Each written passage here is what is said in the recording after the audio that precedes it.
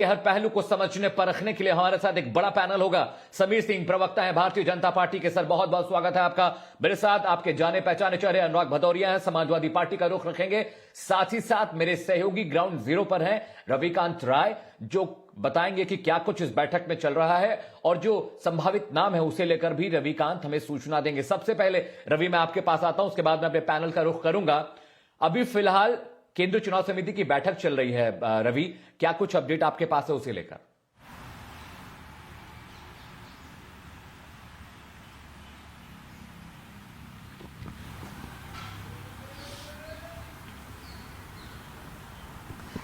देखिए अमित, फिलहाल मैं आपको अपडेट दे दूं कि आज फिलहाल कोई बैठक नहीं चल भारतीय जनता पार्टी की। 3 दिनों तक लगातार मैराथन बैठक चली, लेकिन इन 3 दिनों के अंदर भारतीय जनता पार्टी ने 172 सीटों पर अपने फाइनल उम्मीदवार तय कर लिए हैं।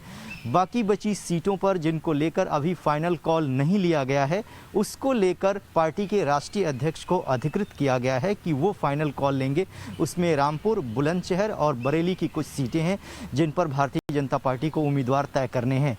4 जिलों की बात करें तो गाजियाबाद, गौतम बुद्ध नगर, हाथरस और मुजफ्फरनगर और बागपत, इन जिलों में जो सिटिंग विधायक थे भारतीय जनता पार्टी के, उनके टिकट पार्टी ने नहीं काटे हैं, यानी उनको दोबारा चुनाव लड़ने का मौका भारतीय जनता पार्टी देने जा रही है।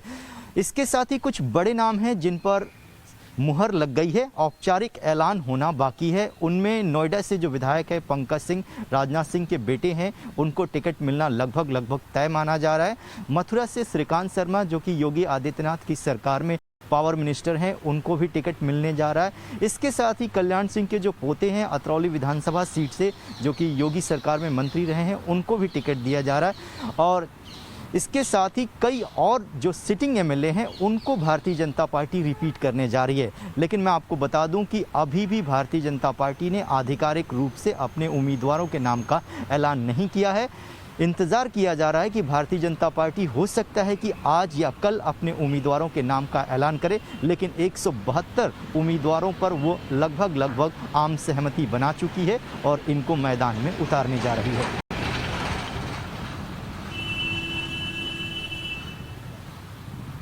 मैं अपने पैनल का रुख करता हूं। समीर सिंह हैं, प्रवक्ता हैं भारतीय जनता पार्टी के। अनुराग भदौरिया जी हैं, प्रवक्ता हैं समाजवादी पार्टी के। सबसे पहले अनुराग, मैं आपके पास आऊंगा।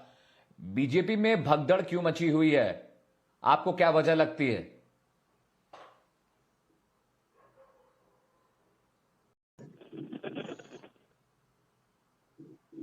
को बताने वाले को भी कह रही थी कोई कमी की बात करेगा तो उस पे एनएसए लगा देगी, उसको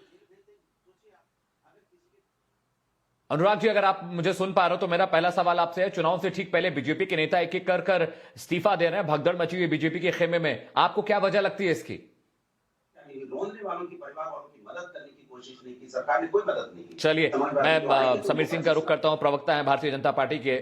समीर जी, बहुत बहुत स्वागत है टाइम्स नाउ भारत पर। मैं ये जानना चाह रहा हूं कि एक के बाद एक इस्तीफे हो रहे हैं आपकी पार्टी से, कैबिनेट मंत्री भी हैं, बड़े विधायक हैं जिनका जनाधार बहुत मजबूत है और पिछड़ी जाति की राजनीति करते हैं, ओबीसी की राजनीति करते हैं। स्वामी प्रसाद मौर्य, दारा सिंह सैनी जैसे लोग जा रहे हैं।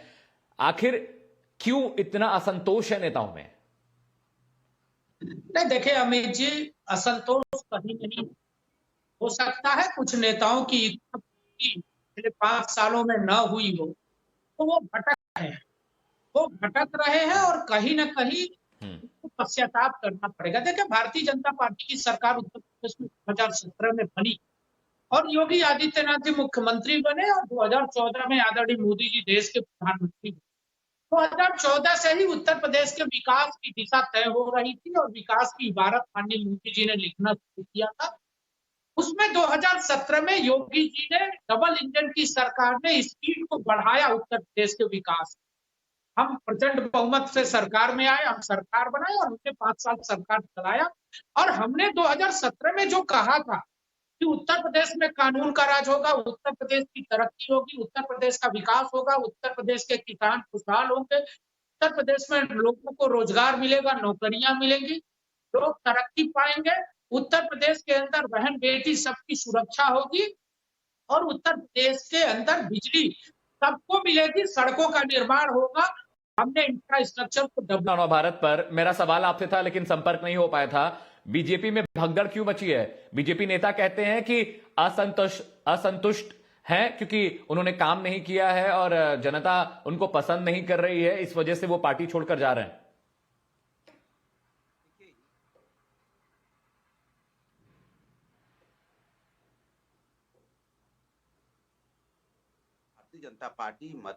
भारतीय जनता पार्टी के टिकट से जो भी लड़ेगा वो हारेगा, क्योंकि जिस तरह का दर्द भारतीय जनता पार्टी ने उत्तर प्रदेश की जनता को दिया। आप ही बताइए, क्या कभी आपने अभी सोचा कोई व्यक्ति कोविड काल में परेशान होगा, ऑक्सीजन के लिए इधर उधर दौड़ रहा होगा और शिकायत करेगा कि मुझे ऑक्सीजन के सिलेंडर नहीं मिल रहा है, हॉस्पिटल में जगह नहीं मिल रही है, तो मुख्यमंत्री ये कहेंगे कि आप पे एनएसए लगा देंगे, आपकी संपत्ति जब्त हो जाएगी।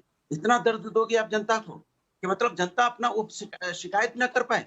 और जब परिवार के लोगों की जिनकी मौतें हो गई, फिर यही सरकार के स्वास्थ्य मंत्री कहते हैं कि किसी एक व्यक्ति की मौत नहीं हुई, तो आप सोचो ये कैसी सरकार थी? निर्दयी, निष्ठुर, कठोर सरकार। जनता नहीं चुना था और जनता के लिए इस तरह की भावनाएं थी इसकी। और जिस तरह से किसानों को रौंदा गया, क्या रोंदने वालों का इन्होंने गृह राज्य मंत्री उसके पिताश्री को नहीं बनाया? क्या इनको जरा सा नहीं आया कि भाई ये किसान है अपने, ये अपने अन्नदाता हैं, ये अपने भाई बहन है, इन्होंने हजारों साल से हिंदुस्तान का पेट भरा है अन्न पैदा करके, और आप उन्हीं के ऊपर में ये चोर डकैत मवाली पता नहीं क्या खालिस्तानी पाकिस्तानी क्या क्या उनको नहीं बताया। इतना बड़ा अपमान। और उनकी 700 किसानों की मौतें हो गई, किसानों को रौंदा गया, उनकी आर्थिक मदद करने को आप तैयार नहीं हुए। यही उत्तर प्रदेश की महिलाओं का जिसका चीरण हो रहा था और आप चुपचाप बैठे धृतराष्ट्र की तरह देखते रहे। यही उत्तर प्रदेश की जनता जहाँ पे उन्नाव बेटी के साथ अन्याय होता रहा, आप धृतराष्ट्र की तरह देखते रहे। तो ये उत्तर प्रदेश की जनता ने फैसला किया है। ठीक है, कि जिस भारतीय जनता पार्टी अनुराग जी, मैं आपके पास लौटूंगा। मेरे साथ प्रवक्ता है समीर सिंह बीजेपी के। समीर जी, मुझे यह बताइए कि स्वामी प्रसाद मौर्य जैसा इंसान जो कभी लोकदल में था, फिर जनता दल में आया, फिर बीएसपी में आया, फिर बीजेपी में आया और 5 साल तक ये इन्होंने मलाई खाई और सारे फायदे उठाए कैबिनेट मंत्री बनने के, विधायक बनने के। लेकिन अब जब चुनाव आ रहा है तो ये पुरानी रणनीति पर काम करने लगे, खुद तो जा भी रहे हैं और साथ साथ विधायकों को लेकर जा रहे हैं। मैं आपसे समझना चाह रहा हूं, पूर्वांचल की जो सीटें हैं वहां पे बीजेपी मजबूत जरूर है, लेकिन कहीं ना कहीं जो छोटे दल हैं उनकी बदौलत अब स्वामी प्रसाद मौर्य जैसे लोग हैं, इसके अलावा दारा सिंह सैनी हैं, मऊ से चुनाव लड़ते हैं, ये सब नेता जा रहे हैं, तो कहीं ना कहीं ओबीसी राजनीति को लेकर आपको नुकसान तो नहीं होगा? नहीं, देखिए अमित जी, मैं बहुत साफ कर, स्वामी प्रसाद मौर्य का आपने नाम लिया तो मैं बहुत स्पेसिफिक नाम पर भी चर्चा कर सकता हूँ। स्वामी प्रसाद मौर्य जी रायबरेली की राजनीति करते थे और कुशीनगर के अंदर आके पडरौना सीट से वो बीजेपी से विधायक। उनकी पुत्री को हमने बदायूं से सांसद बनाया, उनके बेटे को उत्कर्ष मौर्य को हमने ऊंचाहार से चुनाव लड़ाया और ऊंचाहार से उनका बेटा हारा। देखिए, आप घटनाओं को देखेंगे, उत्तर प्रदेश की चुनाव समिति बैठती है लखनऊ के अंदर, नामों पर विचार करती है और पार्टी के वरिष्ठ नेता राजवीर सिंह जी, श्रीमान स्वर्गीय कल्याण सिंह जी के पुत्र ने बयान दिया कि साहब बेटों को और परिवार को टिकट न देके कार्यकर्ताओं को पार्टी तरजीह देगी। और दूसरे दिन से स्वामी प्रसाद मौर्य जी को भारतीय जनता पार्टी खराब लगी। जो लोग अपने परिवारों के लिए जीते हैं, अपने लिए जीते हैं, वो कहीं न कहीं उत्तर प्रदेश के अंदर जो भारतीय जनता पार्टी की सरकार बनी थी, माननीय मोदी जी के नेतृत्व में, माननीय योगी जी के नेतृत्व में जो उत्तर प्रदेश का विकास रहा, वो उसमें आए थे अपने स्वार्थ के बदौलत, लेकिन उनके स्वार्थ पूरे नहीं हो पाए। अब उनको लगता है कि हमारे बेटे को टिकट भी नहीं मिलेगा, हमारे स्वार्थ भी पूरे नहीं हो सकता है, तो हो सकता है जो हमारे मंसूबे हैं, जो हमारे कथित स्वार्थ हैं, वो कहीं और पूरे हो जाए। लेकिन उनके मंसूबे बेकार हैं। वो मुंगेरी लाल के हसीन सपने देख रहे हैं और उनके साथ देख रहे हैं जिनके सपने को उत्तर प्रदेश की जनता ने, अखिलेश यादव के सपने को बरसों से धूल धूसरित करते आई है। अभी मैं सुन रहा था समाजवादी पार्टी के प्रवक्ता, ठीक है किसानों की समीर जी, अनुराग भदौरिया जुड़ गए फिर से। किसने बेचा? अनुराग भाई, आप मुंगेरी लाल के हसीन सपने देख रहे हैं क्या? बीजेपी कह रही है। एक अच्छा सा सजेशन दूंगा और मुझे लगता है कि उसको ये मानना चाहिए कि आपको ये निगेटिव राजनीति बंद कर देनी चाहिए। आप देश की जनता आपकी ये निगेटिव ओछी और हरकत जो होती है ना, छिछोरे सुनना चाहती।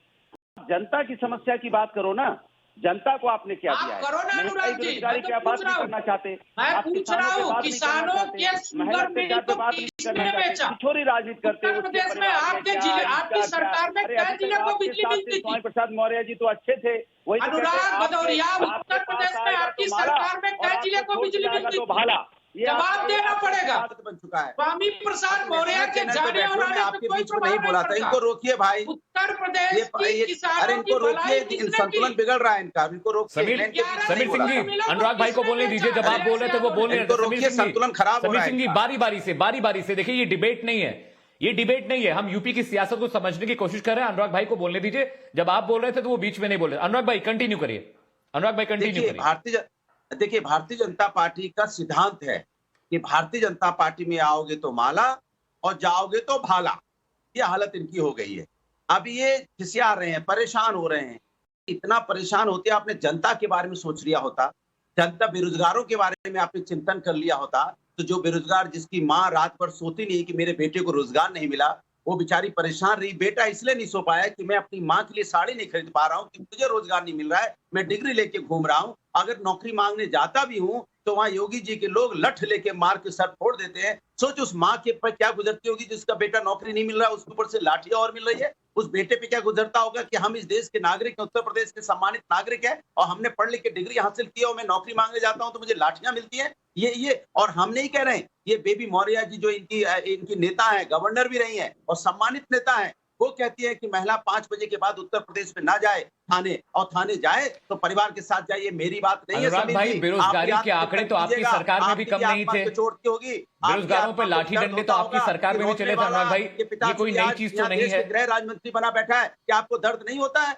आपको दर्द नहीं होता? आपकी आत्मा नहीं कचती कि यहाँ किसानों की हत्या करने वाले के पिताश्री देश के गृह राज्य मंत्री, क्या आपकी आत्मा गवारा नहीं करती? क्या आपकी आत्मा को दर्द नहीं होता? ये जनता आपको जवाब देगी, समझ नहीं पा रहे हो। ये जनता की आवाज है जो आप देख रहे हो, लोग इधर उधर जा रहे, जनता है ये। समीर जी, ये जनता मिट्टी में मिला देगी आपको वोट के माध्यम से, चिंता मत कीजिए। जिसको दर्द आपने दिया है, आप एनएसए लगा रहे थे, आप उनपे पूर्ति कर रहे थे। जो ऑक्सीजन अपने लिए कह रहा था मुझे जान चाहिए, मुझे आप नौकरी नहीं दे सकते तो कम से कम ऑक्सीजन का सिलेंडर दे दो। वो सिलेंडर के लिए तड़प रहे थे, आप कह रहे थे सिलेंडर मांगोगे तो हम एनएसए लगा देंगे, आपको जेल में डाल देंगे। ये आपका मुख्यमंत्री था। निर्दयी, निष्ठुर, कठोर सरकार है ये। कि सरकार को जवाब जनता देगी, चिंता मत कीजिए। इतने निर्दयी, कठोर कैसे हो सकते हो जिस जनता ने आपको पूरे विश्वास के साथ चुना था? समीर जी, क्या बीजेपी किसानों, गरीब, कुचले, ओबीसी, दलितों, अनुसूचित जातियों की बात नहीं सुनती पार्टी में? नहीं, देखिए अमित जी, मैं वही कह रहा था, अनुराग भदौरिया को जवाब देना चाहिए कि समाजवादी पार्टी की सरकार में 13 शुगर मिला अखिलेश यादव ने बेची। उत्तर प्रदेश में 4 जिले को बिजली मिलती, 4 जिले को, अमित जी 4 जिले को बिजली मिलती। किसान सम्मान निधि किसने दी? 75 जिले को बिजली भारतीय जनता पार्टी की मुख्यमंत्री योगी आदित्यनाथ ने दिया। किसानों को खाद और बीज हमने दिया।